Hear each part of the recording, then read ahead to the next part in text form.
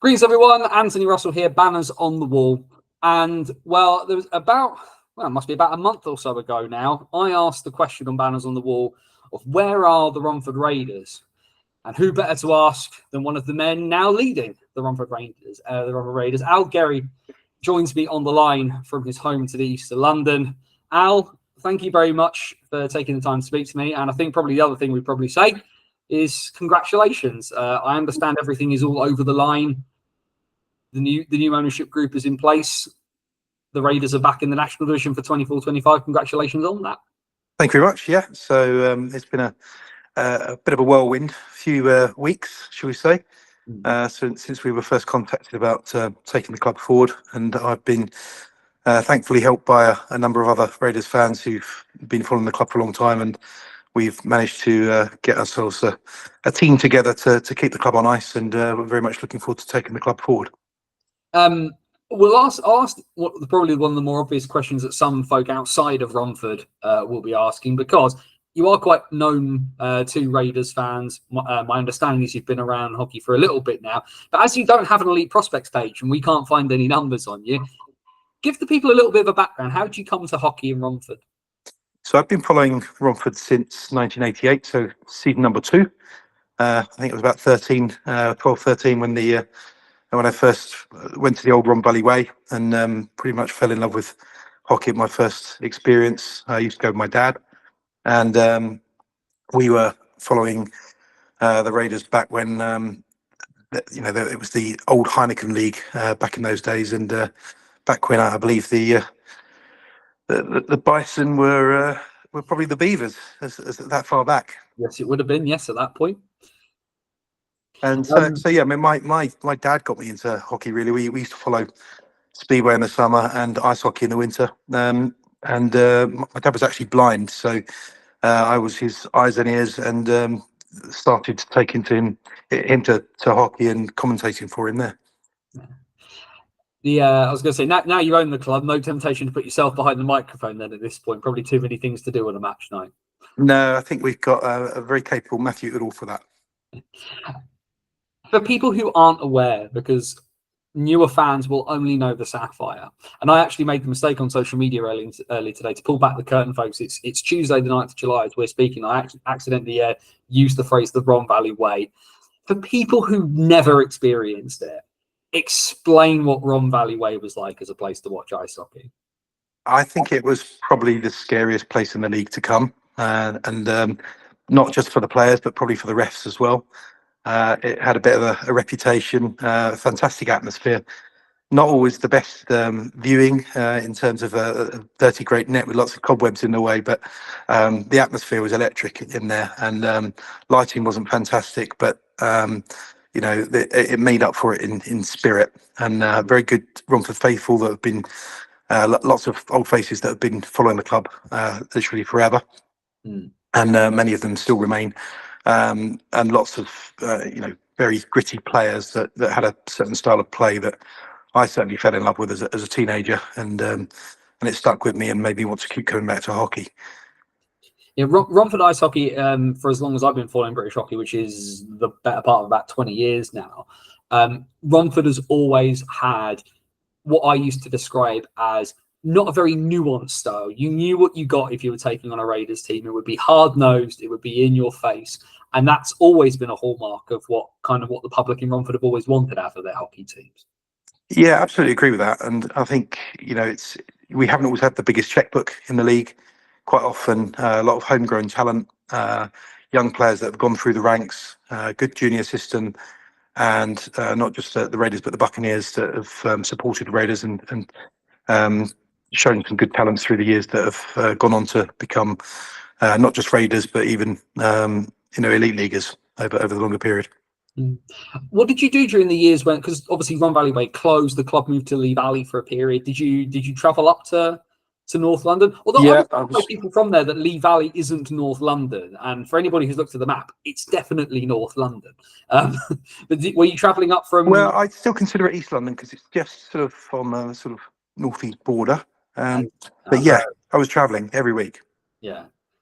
and What quite would often to away matches as well. But they were difficult years. The crowds did drop off quite a lot. We had a faithful that carried on going, that was willing to travel. We had a fair few that dropped away and then came back when the Sapphire reopened. But it was worth going to, and the club really struggled for players during that period. I mean, I remember when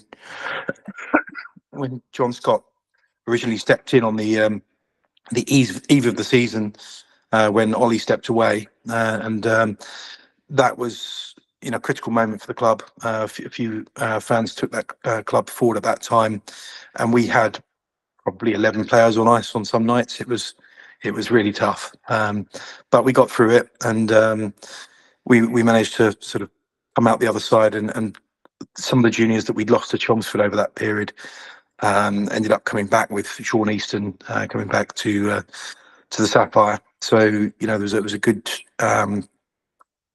stalwart of Raiders players that sort of came back to the club, and we lost a few along the way, but certainly I think the spirit didn't die.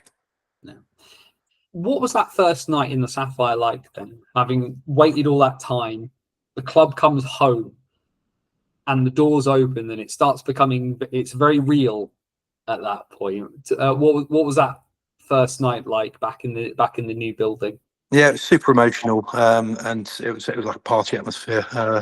I was responsible for all the ticketing and the seating at that time, so it was quite stressful making sure that we'd got the seating plan right and done everything correctly. But absolutely incredible. Certainly brought a tear to my eyes seeing the Raiders back on home ice, and watching them play, and then really, the new place, absolutely can't fault it. I think it's one of the best arenas in the league right now, and I haven't been to up to Solway yet. I'm supposed it's the one place I haven't made it up to, but pretty much everywhere else I've been to many times, and I still love Romford. Yeah, I will echo the things that many people, having done the drive myself last season. Solway is an experience, and it's a very, very good one. I can highly recommend getting yourself a seat on the bus with the boys for that one. Although maybe don't play cards with them as you go up there. Either way, since the club's returned back to Romford, the fortunes of the Raiders have been decent, if mixed, I think is probably the best way to describe it. And particularly the last couple of years have been very interesting, of course. Stopped the league for the most part in making the 2023 playoff final in a game that Sean Easton at the time said that Romford were the better side for 55 of the 60 minutes. But unfortunately, we're a couple of goals in the whole 5 minutes in and just couldn't quite claw it back. To last season, it was, I think, probably like mixed is probably the only response you can kind of give to it. It was a very, very tricky start to the year. The club really picked up towards the back end of the season. I was in Swindon for the playoff game there at the Link Centre, where Ethan James put on probably one of the best performances I've ever seen him put on. But when you look back with hindsight over 23-24, for me personally, I felt that the Raiders kind of missed an opportunity to really press on as an organisation. Yeah, I think we probably underperformed last year a little bit, in terms of we were a little bit out of sorts with our imports. Adam Laysham did an amazing job, and certainly can't fault him, but we struggled to fill the other import slots with long-term tenants, shall we say. Yeah. And so we had one first import that actually never even started the game. He'd actually unfortunately changed his mind before he'd come to the club, and that left us without an import for a little while. We also then had problems with Riley McRae going back early in the season, and then we had Prevo coming in and Jesper Eriksson, but I think Jesper, by his own admission, probably is maybe a season or two away from being ready for this league. And Prevo was a solid import, but came into the season quite late, and wasn't really the goal scorer that we needed by that time of the year. So it was a tough season, but certainly I think the backbone of the British lads still really performed well and saved the season for us actually, and certainly got us back into the playoff fight. A lot of people were not sure if we were going to make the playoffs at Christmas time. And I think I think I'd certainly had that discussion on the show. I'd certainly had that discussion with a lot of people. It started to kind of pick up from around kind of like mid-February time, and there weren't sort of, it wasn't like a big sort of extended run of like, 10-game winning streaks or anything like that, but it was a couple of games on the bounce and then maybe a defeat, but then another couple of games on the bounce. And what do you attribute that turnaround to? Because at this point obviously you're very heavily involved, but you aren't in charge at this point. What do you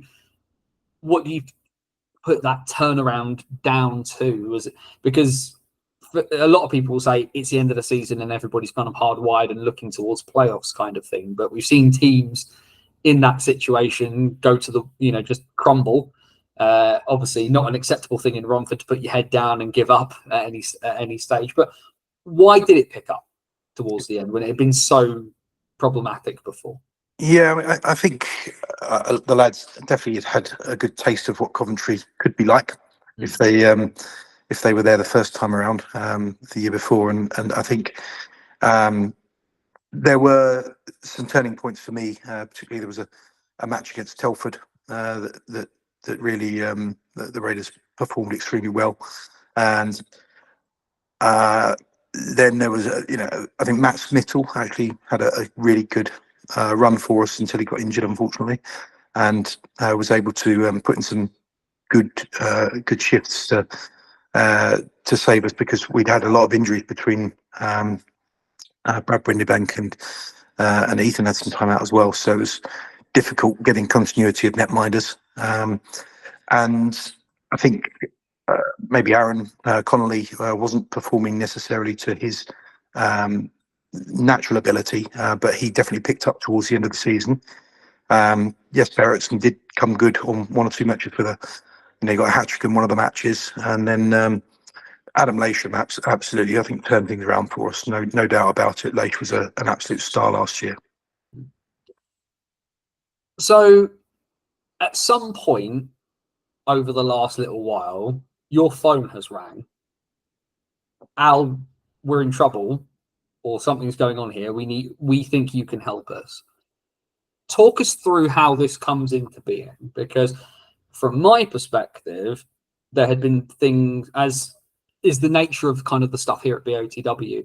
You hear a lot of stuff, and not all of it kind of comes to fruition. Some of it is completely pie in the sky, and the best rumors sometimes always have the element of truth to them. And some things you listen to harder than others. But there had been rumblings for a while, potentially, that the club was going to be changing. But let's hear the story from your perspective. When does the phone first ring? So actually, I spoke to John probably earlier in the year, I'd say January, February time. I don't know exactly when it was, but John Scott, and I had a chat to him. I'd actually heard rumours that I wasn't particularly happy about, that Romford may be dropping down, which rightly or wrongly I heard from a Milton Keynes fan at a Milton Keynes match, and said, "Here, you're dropping down next season. Like, what do you think about that?" And I was like, "That's news to me." So I actually rang John up and asked him, was it true? And he said no, that he absolutely wanted to keep the club in the top division. But I said, look, in the future, at some stage, if you're ever interested in handing the club over, I'd be really interested in talking to you about it. But at that time, I wasn't necessarily thinking this season. I've been through business transfers. I know they take a long time, and I wasn't necessarily prepped for coming in this season either. So it was always been a long-term ambition for me to get more involved in the hockey, but not just any hockey club, but particularly Romford. Yeah. So something I've always dreamed of doing. However, I've still got a full-time business, and I'm running other companies as well. So I hadn't necessarily banked on it being any time in the immediate future. So then I got a phone call, mid-May, from John, sort of saying that the time might be right to accelerate that conversation. At that time, some things had happened. So Aaron Connolly had announced his departure. Sean Easton had just stepped down as well. And there were rumours that quite a few other players had left at that point. So I had a pretty honest conversation with John about, where his head was at and did he want to continue. And I think it was evident that there was some willing from John's side to really support a transition if one became available. But time was short. We had no signed players. We had we had lost our captain. We'd lost our coach, and a lot of teams by that time, mid-May, had already signed their players. So we were kind of up against it. It wasn't like we'd had a seasoned run up to kind of organise a proper handover. And best way in the world, we knew, or I knew certainly, if I was going to be part of this, then we'd have to move very, very quickly. So it wasn't just me. I was having conversations with some very well-known Raiders fans that have been part of the furniture. So people like Dave Leach, Alan White, and Paul Windibank, for example, that were talking to me behind the scenes and saying what was required to kind of step in and run it, and then other fans that were willing to sort of put their time in, put potentially some cash in, and come along for the ride, because it's very clear you shouldn't be running this as a complete novice without some really good experienced heads behind you that have been involved with the club before. Yeah. So everything has moved at quite a breakneck speed, and obviously you had the sort of the probably the transition committee, I think, is probably the best way to kind of describe them, sort of poking their heads above the parapet. How hard has it been, because being so connected to this club and being a fan for such a long period of time, how hard has it been to not be able to kind of provide the answers that people wanted at the time they wanted them? Because obviously, as a businessman, you go through the variety of things that need to be done in a business transaction. You are very au fait with how that works. But as you said, you weren't going to do this with any club. You're going to do it with Romford because Romford is your club. And how was it easy to see the frustration at the other side of that information exchange, of being the fan, wanting to know what's going on with the team? Because like you mentioned, I'd heard rumours of the club dropping down. I'd heard rumours of the club kind of sort of staying. And when people are just kind of wanting to know what's happening and they don't want the shifting sands, it can be frustrating, can be even quite scary for some people to think that something that they're so attached to could be lost. Yeah, 100%. And I think a lot of fans were really, panicking a bit. And was Romford going to run next year? And if so, in what capacity? Because no players have been signed, none had been announced. None of the rumours were necessarily good. We weren't in a position at that time to put out any good news because the deal hadn't been done, and also I later had to make myself known to the league and introduce myself. Also at the time we were still trying to firm up who the rest of the people were that would fulfill the roles. So we had also approaches from Paul Davies, who's come on board as a director, Sean Barry, Andy Pearson, who's a long-term fan as well, and various other people that have given either time or commitment that they'll be involved going forward. So we were able to put together a team of people that really knew the club, knew the characters, and were able to put a business plan together. So my sort of main role was to formulate a business plan to put in front of the league. We had to apply to rejoin the league, and that was thankfully supported by the league, and I have to really take my hats off to those guys. The support we've had from Steve Nell and the management committee have been really helpful to sort of guide us through that process and make sure that it happened quite quickly. Still, it still had to be done. It was still a box ticking exercise, and rightly so. They don't want just anybody turning up in the league and saying they're going to run a club. So I think we had to sort of prove our credentials a bit and make sure that I think hopefully they understood from the business plan we'd written that even though it was put together in a relatively short space of time, that we had captured what was required and we knew what we were doing, and we weren't underestimating the size of the task. However, at that point, we still didn't have a player or a coach signed. So key to getting that over the line for me was securing Adam Lasham to come back, because I knew that if Adam came back, then that really the crowd is going to be absolutely behind us from day one. We'll get on to Adam in a bit. I do have to ask a question very, very briefly about this, about the league meeting, purely just because I'm interested, because of course we saw what happened last summer with what can only be described as a debacle surrounding the Sheffield Steel Dogs and their change of ownership and what went on there. Must have been a bit nervous going into that. Yeah, but I'm quite used to sort of meeting new businesses all the time, and for me, it's absolutely reasonable that they're going to want to vet who's coming into the league and make sure that they understand what they're getting into, understand that the commitment is there, and that the finances are going to be put in place as well. What they made it very clear to me is that nobody wants a club coming in the season that's going to fold at Christmas, and I couldn't agree more. We wouldn't be trying to take the Raiders forward if we felt we weren't going to make a good success of it. Yeah. Where were you when it all finally got over the line? Well, when I first got the phone call, I was actually away in Turkey for work, and I stayed up to the early hours trying to talk to various fans and players to try and put something together very quickly, because that was the day after Aaron and Sean had resigned. Then I travel a lot for work, so I'm pretty much in a different country every week for work. It's quite common for me. So I was in Milton Keynes on the day that it finally got approved. Was where we met the league at least, and then a couple of days later, I think I was probably in Bulgaria by that time. I move around a fair bit.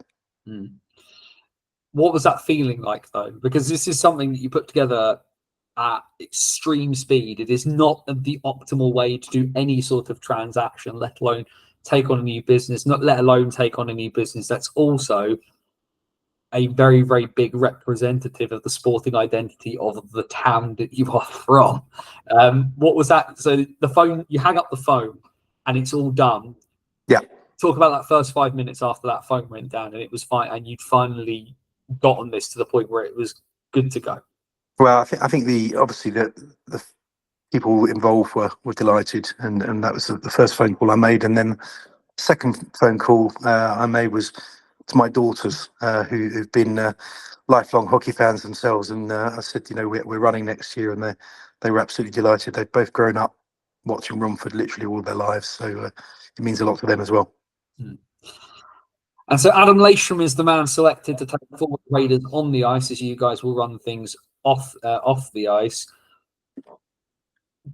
So Adam as player coach, is there a kind of general manager role? Because obviously we see sort of a situation like we have with Solway, where Craig Peacock is the general manager and does a lot of bits and pieces alongside Martin Grubb as the coach.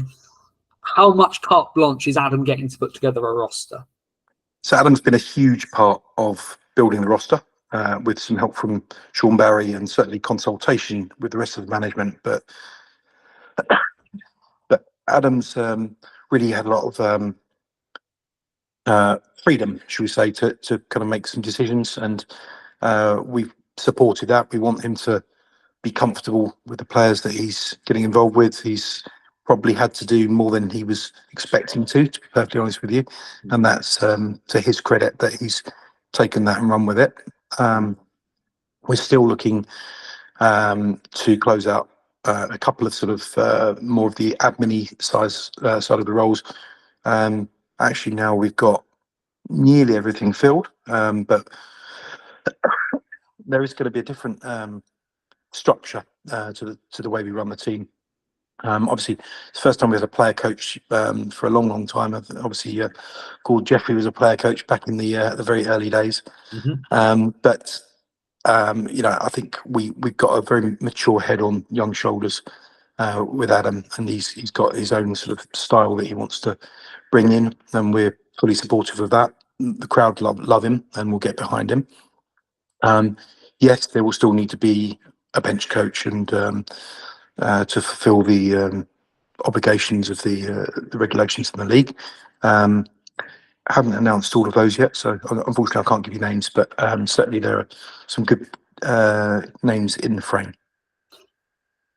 I did notice, of course, one name that hasn't been announced yet is Sean Barry. So there's very conversation potentially to come there for your coach, given his boss at some stage. Obviously, like you say, there's a few bits and pieces, as is the nature of hockey during the summer. Everything comes out in dribs and drabs because you've got to keep people interested. But tell us about the off-ice team. There's obviously yourself focusing very much kind of on the business side. For people who are obviously really familiar with Romford, they will know the names. But for folk who are not so familiar, for your newer Raiders fans, or for people outside of Romford who are just interested and want to see the Raiders do well, tell us a little bit about some of this off-ice team that you've got being as the backbone of this structure to let Adam and the boys on the ice do the business. Yeah, so my own background's one of e-commerce. I've been running e-commerce and logistics businesses for a long time now, about 20 odd years, and I'm running a software company that helps retailers manage their returns. So totally different from hockey, but I've got a lot of business experience, and through that a lot of planning experience about how to grow and scale businesses. So I'm joined by Paul Davies, who's he's a business restructuring insolvency practitioner, and he's the CFO effectively of the business. Sean Barry is also a director coming on board. Probably doesn't need that much introduction, and Sean's obviously been in and around the Raiders club for the best part of 20 years, and certainly hockey for 20 years. But really part of the furniture there, and well respected by everybody. So he's been instrumental in helping us get that kind of player insight to the management team. Paul Winderbank's been helping as well. Sadly, we were not able to tempt Brad back, but Paul's been helpful in many seasons with the marketing and the graphics. And I think has got obviously a lot of insight as a parent of a hockey player. Dave Leach is the club historian and statistician. Does a lot of the game sheets on the night and really knows the real rules and regs, and has been able to sort of help us with the paperwork side of things. Alan White, who's been in and around the club as sort of various different sort of managerial roles over the last 20 odd years, and again, many people will recognise Alan from quite often being on the ice during the breaks and helping out at the Sapphire, but also travels with the team a lot away. We've also got Andy Pearson, who's a project manager by trade, and he's been really instrumental in helping us kind of get lots of tasks done and making sure that we can keep to track. And various other fans have stepped in. We've had an amazing response. We had about 50 or 60 volunteers come forward. A volunteer night we held a couple of weeks ago where pretty much about how that had gone. So I heard you actually had to move it to a bigger room. Yeah, we did. We had to move it to a bigger room in a place called the Golden Lion, which is a Raiders favourite, but also really well attended. But pretty much everybody who's ever helped in a volunteer capacity has come back and said they want to continue to help, which is great.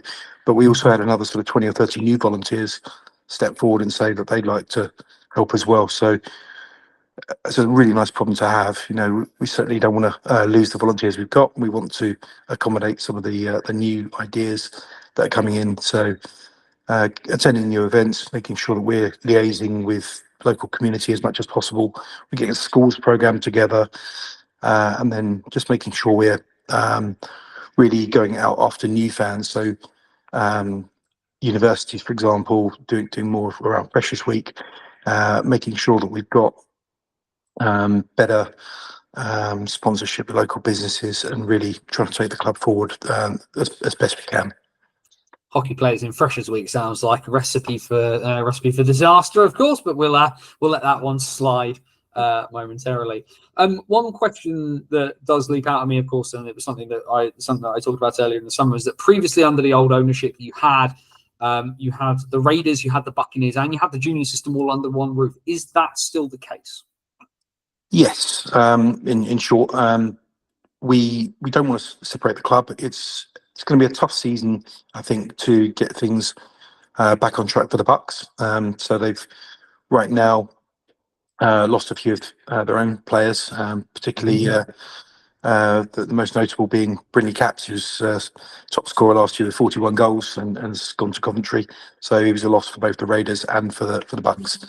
Joe Tomalin's moving up to the Raiders full time. So we are going to definitely suffer from some gaps in the roster. Is another big part of that Buccaneers. Yeah, it's gone to Bristol. Yeah, so exactly right. Yeah, so there's some notable absences, but it's going to be a repairing year, shall we say? We're going to have to stick at it and make sure that we're building for next year, really.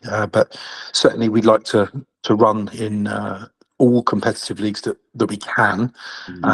It's a tough call right now as to whether that's going to pay off, because we know that maybe the Bucks have got some really formidable opposition. If you look at the likes of Streatham and Chelmsford and Invicta, they've really strengthened up this year. Quite a lot of Raiders players, actually. South One looks like it's going to be an amazing division, though. Yeah, I actually think it'll be very entertaining this year. But watch this space. We're not done with the Bucks yet. I think there are still some challenges, not least financially, to make ends meet with that division. However, we are building it for the long-term future, and I think we recognise that really we want to keep the club together as one if possible. So, John's been very helpful in helping us make that transition and trying to introduce us all to the right people and get things in place. Paul Davies has done a great job of sort of cash flows and forecasts and making sure that we're understanding, what kind of gaps we've got, so we can go after the sponsors that we badly need to try and fill the void and make sure that we've got a competitive team on ice. But make no mistake about it, we've started really late in the season, and again, same with the Bucks, if not slightly more difficult for the Bucks, because our focus has slightly been on the Raiders, where we kind of making sure we're shoring up the Raiders, making sure the Raiders are running, and then we'll turn our attention to the Bucks, by which time some players have sadly been signed elsewhere. So credit to Jason Buckland and Carrie Buckland, who've said that they are willing to sort of really step up to the plate and carry on supporting the club and taking us forward, as long as we can get enough of a competitive roster together. So if there are any players out there that are not signed, I'm sure we'd love to hear from you.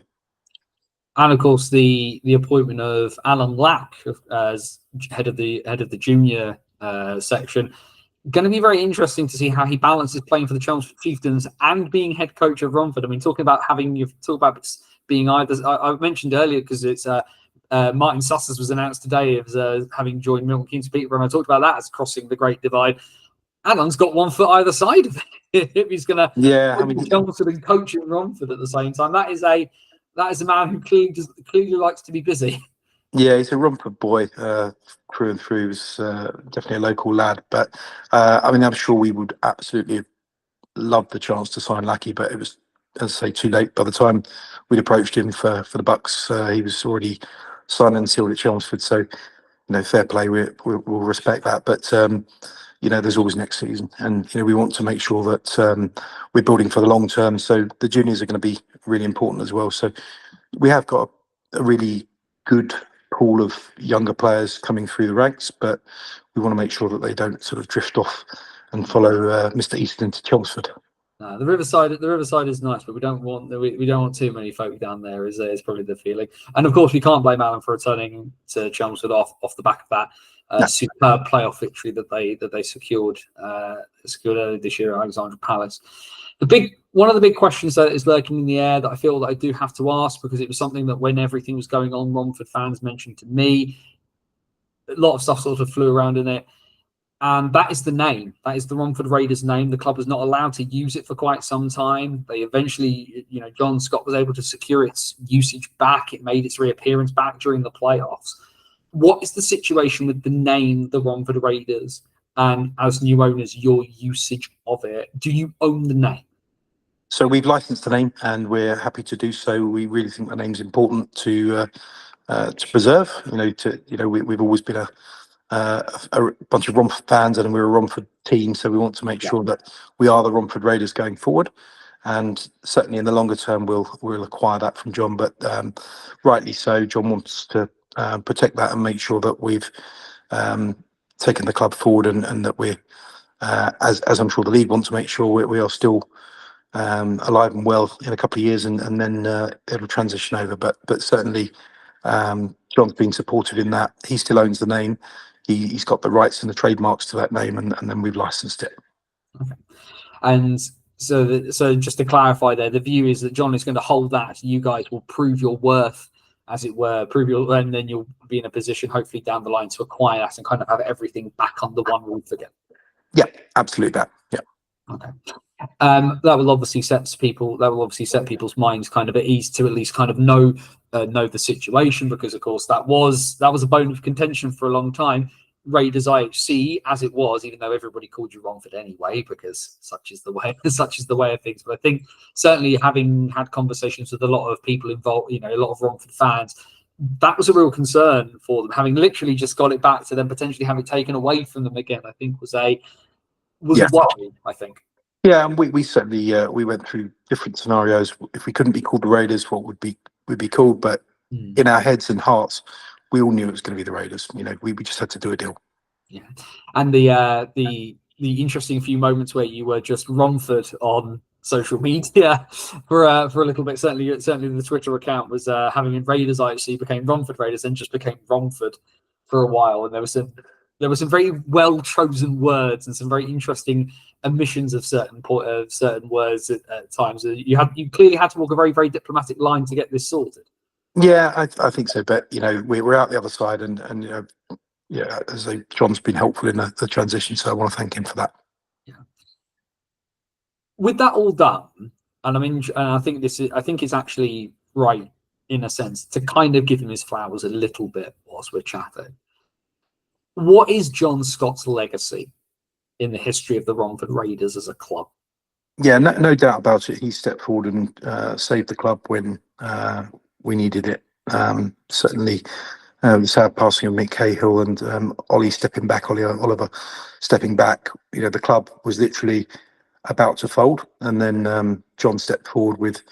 At that time, it was Danny Marshall, still captain, Alan White, Dave Leach, and then I was sort of involved a little bit in the background, just helping bring some online ticketing to the club back in the early days, back when they moved to Lee Valley. And we were quite reliant on things like Groupon offers to get people through the door, but back in those days, because a lot of the Romford faithful weren't travelling, and we were, in the Lee Valley years with a very small crowd, and it was tough. As I say, John always managed to ice a competitive team, even whatever level we played in, it was still competitive.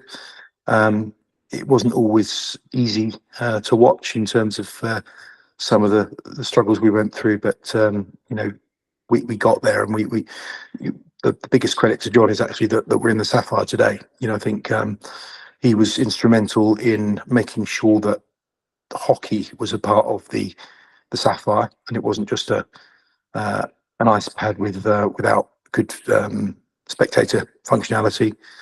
So really, he made a great job of making sure that the netting was good, and that the viewpoints in the rink were good. And I was lucky to be one of the first in the Sapphire to see it for the first time, and my jaw dropped. It was like seeing a dream when I first walked into the Sapphire and realised that this was going to be our new club. So really happy that sort of John made that happen, with a lot of support from Havering Council, and but but John was certainly involved in the consultation of the construction, and making sure that we were, he was fighting our corner basically, and making sure that we preserved the club and had somewhere to come back to. Now he's free of such obligations. Does he get his own pass so he can go wherever he wants and take his photos now? I've certainly made it very clear to him he's welcome anytime, and we'll certainly do something for John early on in the season to recognise his achievements for the club. I was ringside just past the finish of the 2023 final, and there was a moment of John stood there with his camera, and I remember this sort of very very vividly, and him taking lots of photographs there as he is known to do. And I tapped him on his shoulder and I just said, "The boys did you proud, didn't they?" And he just went, "They did," and was immediately back in his camera. I got two words out of him, but clearly was interrupting his photo taking session, unfortunately. No, I think his family would be pleased to have some of his time back. I mean, I've seen in a very short space of time how much effort and time, the ice hockey is going to take, and it's a real commitment. And certainly, hats off to John for the amount of hours he's put in. And I've been doing it with a team. He did a lot of it alone. So I think, we recognise that you need a really solid team to make this happen. So what's next? I suppose becomes the immediate question. There's obviously a roster being put together by Coach Leishram. The fixtures should hopefully be out before too long. I know I believe Division 1 and Division 2 fixtures for the NIHL are due in the next couple of days. The Elite League fixtures are here, and as NIHL management told me via the What's Current stream that the National Division was waiting on the Elite League to finalise a few bits and pieces, but it's all going to become very, very real very, very quickly for you, Al. Yeah, we're really looking forward to it. We've lined up a good couple of pre-season friendlies. So one against Peterborough on the first weekend, which has been tradition over the last couple of years. And if anybody remembers the first match of the season last year, it was all but friendly. So that'll be a really interesting first match, because Peterborough obviously won the playoffs last year. So really pleased to have them as our first opponents. And then we've actually got a bit of a send-off for some ex-Raiders. So Invicta are coming to Romford on the second week of the season, which is a chance for people to say goodbye to Aaron Connolly, Brad Windybank, and also Callum Burnett, who's an ex-Raider, is playing for Invicta now as well. So, it'll be a really good test for the Raiders to play the league champions, but also some ex-Raiders in their ranks as well. Personally, I'd love... Of course, Scotty's exactly Dan Scott as well. Again, it's going to be hilarious at Division 1 level. Yeah, so I think Invicta have got a really solid side this year, and actually they'll upset a few people. As someone who watched Invicta quite a few times last year, and I think this is something I found. I saw somebody the other day said that having a pre-season friendly against a side from the division below didn't have any value to it, and I laughed. Because aside from the fact that Carl Lennon has put together a really, really competitive Invicta side, it just gives the boys the opportunity to do some different things that they couldn't necessarily do if they played an elite league side, for example. Yep. And also, if nothing else, Invicta are not going to want to lose to Romford in any way, shape or form, even if it is a challenge match. It's a massive old rivalry going back to the Medway Bears. I always remember them as good matches. And I think we've got to put the league aside for a moment, and it's a friendly match, but both teams will have a lot to prove and make sure that they're sharp for the season. So I don't expect an easy ride just because they're not in the same division as us. Yeah. I also said I was fascinated to see what Romford fans made of Mads 2, the Danish import who I believe is involved in watchmaking and bits and pieces like that. He'll be an interesting sight to see. Now, obviously, and you've mentioned it quite a few times, and we'll mention it again. Started late putting this all together, and I think if we're probably honest, and it's not been that way for a little while, sadly or not for Raiders fans, but the league title has never really been in the purview of of the Raiders for the last couple of years, and it's probably not going to be this year just because of the way things have worked out. It might be. You might be 6-0 3 weekends into the season for all we know. But what constitutes success in this context? Because only one team can win the league. Technically, one team can win everything, and Leeds are pretty good. But only one team can win. Only one person gets to win the trophies, right? And you guys have pulled off quite a gargantuan feat to effectively save the club in a very, very short space of time, and pull together a roster in a very short space of time. What does success look like come April 2025 for the Romford Raiders, given the circumstances it's had to face in the last couple of months? So I still think we've got a couple of tricks up our sleeve in terms of the imports that we've got. So I can't give you names, but I'm very, very pleased with the signings we've made. I also think that we are going to be playoff contenders. So we may not be league champions this year, but we'll certainly be fighting for the playoffs. And as Peterborough proved last year, you don't have to be league champions to win the playoffs. So, I think that's our goal this year, and we'll certainly take every match as it comes. But we're not going in there just to make up the numbers. We're going in there to compete. Does the new cup format benefit or hinder the sides who are traditionally a bit lower down the table, where it's dropped from 20 games down to 10, 5 home, 5 away? Does this open the door for some of the sides whose budgets are smaller to kind of spring a few shocks early on in the season and push their way through? Yeah, you saw it with Hull last year. They had a fantastic run, and really entertaining match. I went to as a neutral to of the finals matches, and I really enjoyed watching Hull, who started the season quite late in terms of their imports, weren't in the country on time, and they probably weren't listed as favourites by anybody last year, but they climbed their way up the table. They made the playoffs. They also reached the cup final, and certainly saw them have a transformational season, and actually quite entertaining hockey as well. Really gritty hockey. Really enjoyed watching them actually. Yes, they are very. There's definitely some similar-ish stylings in the way that Hull and Romford have played over the last couple of years, and as you say, quite a meteoric rise for the Seahawks, having been bottom to then get themselves into the cup final in the second season of their existence. As we edge towards the end of our time together, what does the Romford Raider fan make of all of this? That you now are in a position where you're not just supporting the team. It's not commentating to your dad who knows what's going on. Like, the buck stops with you now. What does the Romford Raider fan in your head and heart make of all of this? I'm relishing the challenge. I think we've got an exciting season ahead. As I say, take every match as it comes, making sure that we're building for the future, building on the strength right from juniors, bucks up to Raiders, building out in the local community and strengthening the presence, building the brand, and making sure that we've got really good team in years to come. We're not in it for a single season. We're in it for the long term.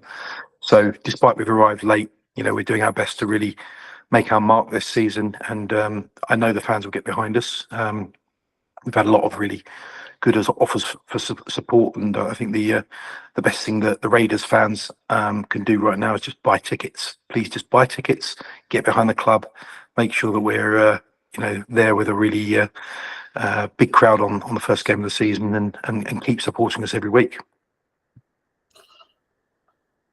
I generally like to finish off with a bit of a hard question, in the sense that I'd just like to be mean to people occasionally. Win the league, but you have to lose to Chelmsford, or beat Chelmsford and not win the league? Well, it depends. Are we talking about the Bucks here? Oh, I just mean in general. Like, you have to watch. This is what you get. You can watch the Raiders will win the league title, but you have to watch them lose to Chelmsford. I'd take that. I think we've lost to Chelmsford before, and never liked watching us lose to Chelmsford. But I'd take a league win, and I know how hard it is to win a league, so definitely win the league. There we go. Nice sort of quick answer as well. We will watch on with interest to kind of see how it goes. The dawning of a new era, and I think all of us who want the best for British hockey sincerely wish you and this reinvigorated team the very, very best with it. Al Gerrie, thank you very much for your time. Thanks very much, Anthony. See you at the Raiders. See you at Sapphire. Thanks.